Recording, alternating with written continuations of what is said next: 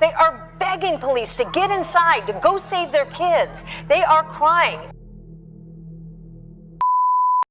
This video will be going in detail about Salvador Ramos, the perpetrator of the Robb Elementary shooting in Uvalde, Texas, on May 24th of 2022. The perpetrator killed 19 students, 2 teachers, and left 17 others injured. I'll be talking about what happened leading up to it. This is the story of Salvador Ramos. Salvador, born on May 16, 2004, in Fargo, North Dakota, Adriana Reyes, his mother, split up with his father earlier on, and as he grew up, their family relationship became distant. She, Adriana, was also struggling with a drug addiction. His father had a domestic violence conviction and a previous assault conviction. It was said from his ex-girlfriend that he told her he was molested from one of his mother's exes when he was a child, but his mother did not believe it. It was reported that his time at Robb Elementary he was bullied for having a speech impediment and other things, such as him wearing the same clothes over again, or the way his hair was cut. Another student there had tied his shoelaces together and he tripped, making him fall on his face. His past 4th grade teacher met with his mother to discuss the bullying eventually, and promised that he would have a better experience than he did. He was described as being shy and a quiet boy in school. He talked to an acquaintance about having bad memories from 4th grade a few weeks before the shooting occurred. When he was a freshman, his friend recalled that other students would make fun of him. Salvador wrote about being punched, pushed downstairs, and many other things, getting called names like ugly, and that his friends said that when they used to play online games together, they would hear him arguing with his mother at times, and he would call her names. When they got into fights, she would usually send him to his grandmother's house. In his personal notes, he talked about how he would miss months of school at a time because he was bullied so much, that he used to walk home and cry because of it. Fake Vans. I'm fake. That's how you always wear. You always wear the same clothes every day. You ain't got no new outfit every motherfucking day. You wear the same thing, so shut the fuck up. You gotta tell us to say. You ain't gonna say nothing. Say to my motherfucking face. Oh God. Later on in high school, something changed around 2018, when he started missing school more often, leading it up to be over 100 absences a year, as he also started getting bad grades. He talked about a possible eating disorder, and that he would have to go to a hospital because he could hardly eat anything. He said in January he made himself throw up. In 2021, when he was 17, also getting picked on, still, and he started wearing eyeliner. The school opened again since the pandemic, where he dropped out instead, saying people made fun of him because of his clothes. Only completing freshman year, he was fairly known while in school, but he did not talk to many people, and didn't have many friends. People used to joke about him becoming the school shooter, someone even saying that he gave off vibes like he could shoot up the place. This was also said from other online acquaintances as well. He started to wear black clothes and black combat boots. He seemed to be depressed and lonely. People who knew him reported he showed strange behavior. He would threaten others and be angry at times. His mother saying, quote, "He can be aggressive if he really got mad." Others saw cuts on his face at school. There was possibly self-harm, and he was just odd, they recalled. Later on, he'd get into fights. There is a video of this, but I'm not sure if it's the right one. He had a girlfriend in high school, but she broke up with him in mid of 2021. When they broke up, she stated that he started harassing her, along with her friends. He mentioned to her that he did not see himself living past the age of 18. In an Instagram story that she posted after what happened, she said that he was also misogynistic, racist, and when they got into arguments, he would get so angry that he would punch the walls. He was very isolated after dropping out, and downloaded the app, Ubo, an app that's for socializing. When he played games online, he would usually become enraged and threaten others who played with him, especially female players if he lost.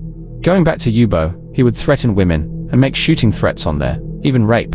He had a YouTube channel and TikTok account that he posted onto. He thought that he would be viral. The few views that he got, he told others he knew that he was famous.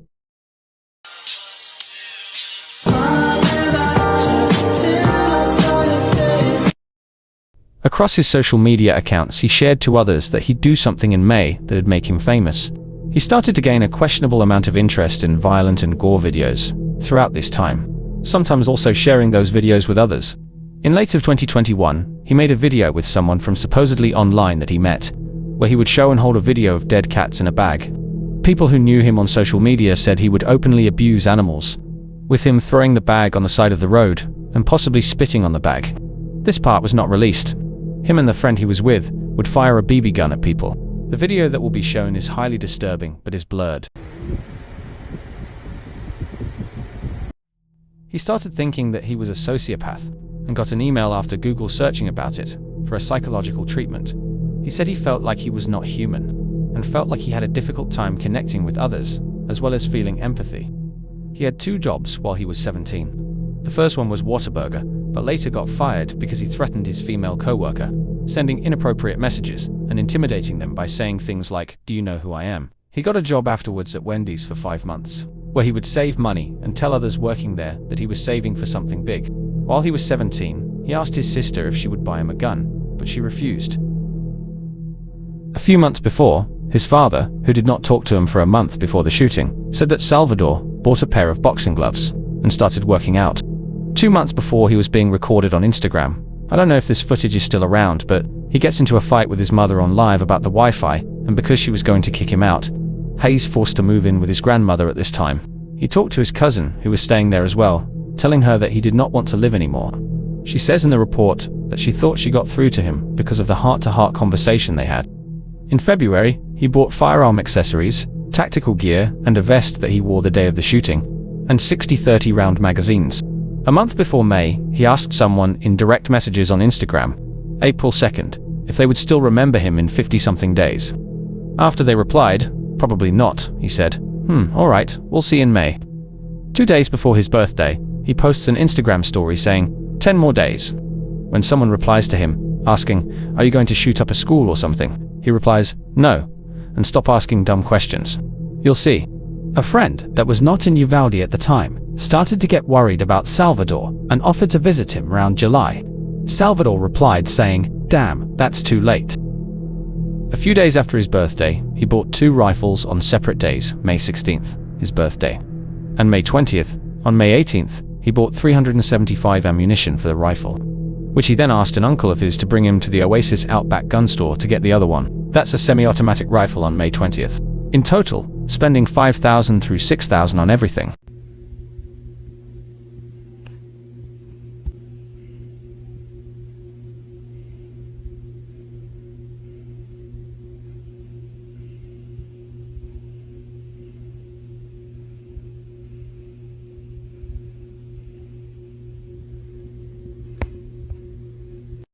On Instagram, he would post his gun on his story and had an interaction with a girl he did not know well, randomly tagging her in the story.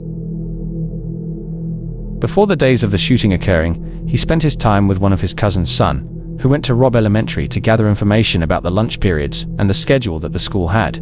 He goes on Ubo and meets a girl on the app named Cece, age 15, from Germany, where they later on exchanged their phone numbers. On Ubo, he'd also ask others if they wanted to be famous on the news. Cece and Salvador usually would join each other's live streams on Ubo. He told Cece that, quote, "I got a little secret," but he did not tell her the day of, since he said that he was waiting for something to be delivered. It was exactly 1,740 bullets that arrived to Salvador later on that day. He sent a text to Cece, a girl that he only knew for a few weeks, that he was in an argument with his grandma about a phone bill, and possibly because he was not able to graduate. He then claimed that he would do something to his grandma. After the message was sent around 11 a.m., he messaged Cece once again, telling her that he shot his grandmother and that he was going to head to a school. Not disclosing where the school was, she replied saying, "Cool," but she deleted it. Due to this, she was charged with failing to report planned crimes in Germany. After sending the text message, he left the house and entered his grandmother's car. School was not very far from the house, I believe. He drove only a bit of distance to the school. Once he left the house, his grandmother, still alive, gets out of the house and runs to a neighbor's house to call the police. But 30 minutes later, at 11:27 a.m., a teacher opens the school's door, and at 11:28, as he also didn't have a license, a video shows him crashing the vehicle. He opens the passenger door and exits, holding a Daniel Defense AR-15 style assault rifle. Salvador starts to shoot at 2 male witnesses who are going to check on him. Near a funeral home, as they run away, he makes his way towards the school that was nearby. The same teacher who opened the door calls 911 to tell them about a male with a gun near the school. The door was supposed to lock when closed, but failed to do so when the teacher shut the door. A police officer that was close to the school approached the teacher thinking that it was the suspect, Salvador. The officer then drives past Salvador as he was hiding behind a car in the school parking lot after jumping the fence. Another report made on July 6th said that before Salvador entered the school, an officer had his gun pointed at Salvador, but did not shoot until permission from supervisors. After the officer passed, Salvador started to shoot at the school and entered the school at 11:33 a.m. Ramos turns to the right corner a few seconds after entering the school, room 111 or 112, and begins firing at the students, while another student turns the corner that Salvador just passed a few seconds later from the bathroom. He stands there before running away. A teacher tried to shut the door, but Salvador shot through the glass window.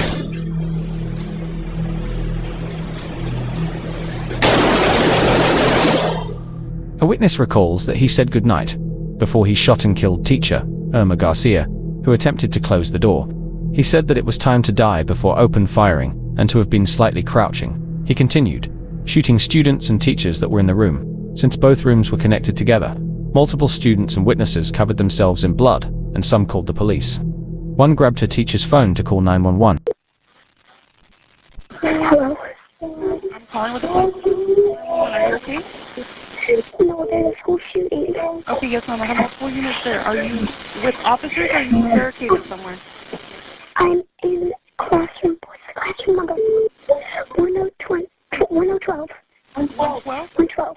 Minutes later, a couple police entered the same entrance that he went through. Salvador started to also fire at them from behind a door, slightly grazing to officers. An officer who was responding said to yell out, "If you need help." A girl in a room close to Salvador said help, leading him to hear her. He entered the room and unfortunately shot her. The teacher, Arnulfo Reyes, who was in the room 111, who was shot by Salvador multiple times, recalled telling the students to get under the table and pretend like they were sleeping. Arnulfo Reyes pretended to as well, but Salvador shot him again and killed all 11 students in the classroom. At 11:51 a.m., the police sergeant and more officers arrive at the school. Minutes later, at around 12 p.m., there were people, parents, outside of the school and were confronting the police to do something, as it was only one person in there. A woman said to the officer, "It's one person, take him out. Do the parents got to go in there? I'm ready if I have to." Almost 12:05 p.m., more officers arrive, and there were in total around 19 officers in the building by then. Even police that were almost 70 miles away. Nearly 20 minutes later, Salvador begins firing in the classroom again. A witness in room 112 tells the 911 dispatcher on the line that he shot at the door. As he was in the room, it was said, but not confirmed, that he would put his phone on a victim to see if they were still breathing. At 12:47 p.m., a witness then asks for police to be sent in the classroom after asking minutes earlier. I don't know if this is correct, but an officer was on their phone looking at social media, and even another using hand sanitizer.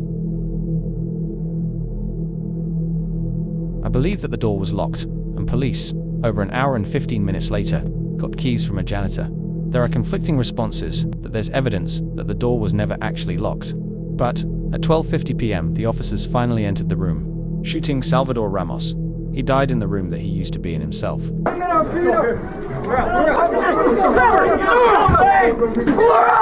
fucking get this guy! Get the kids over here! More kids over here! Armando Ramos, his uncle, called the police at 12:57 and asked them to let him speak to Salvador to hopefully talk him into standing down or turning himself in. Armando was with Salvador the night before the shooting. Salvador was upset because he said that his grandmother kept bothering him. After the police shot Salvador, they got the children that were in the room out. Some officers vomiting at the gruesome scene they entered and saw. Students reported that they heard him playing sad music, but what he wrote on the whiteboard was sickening. The letters LOL. Multiple victims that were severely wounded sadly passed away in the ambulance on the way to the hospital. Months after the shooting, many officers were fired from 376 law enforcement officers who responded to the call and rushed to Robb Elementary. The former police officer Adrian Gonzalez and Chief Pete Arredondo now face charges of abandoning and/or endangering a child. They were among 376 officers who first arrived on the scene.